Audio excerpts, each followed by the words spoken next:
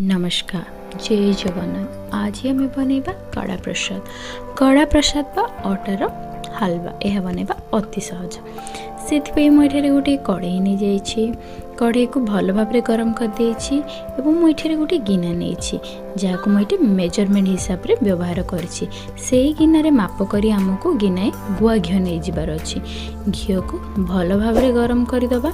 देखिपे घीटी भल भाव गरम हो जाइए। मुझे गिनारे माप करी गिनाए अटा नहीं जाइए। अटा को आम एठारे भल भाव मिसई नवा।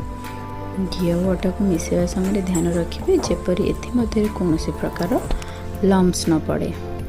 घी और अटा को आम एठारे भल भाव मिसई देछे। ये घी और अटार मिश्रण को आमको 4 ରୁ 5 मिनट में एपरी भाव चलैबार अच्छे। एबे आम एथिरे से गिनारे मेजर करी गिनाए पानी नहीं जीवार अच्छे। पानी को पकेबा समय सावधानता व्यवहार करेंगे, ना हाथ को छीटा आसी जाए।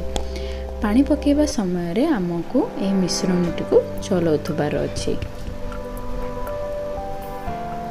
ठीक एहीपरि भाव देखिपे पानी पकेबा पर मिश्रणटी आस्ते आस्ते गाढ़ा हेबाकु आसुछि।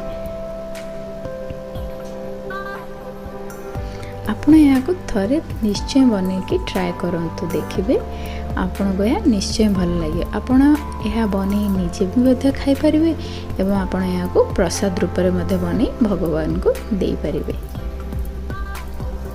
एबे आमे एथिरे से गिनारे मेजर करी गिनाए चीनी नहीं जिबा। एबे सबू को भल भाव मिसई दबा। देखि पारथिबे मई सबू को एठारे भल भाव मिस।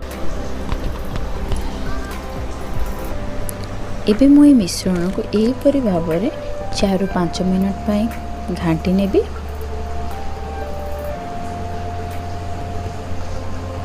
चार ରୁ 5 मिनट हो सारी। देखिपे यार कलर केते सुंदर आछि।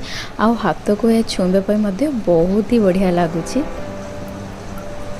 एबे मुझे को गोटे प्लेट को काढ़ी नौछि।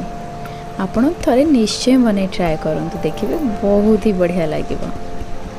और जदि हाँ मो भिडियोटी आपको भल लगी थाए तेबे प्लीज़ लाइक करंतु, शेयर करंतु एवं मो चैनल को सब्सक्राइब करंतु।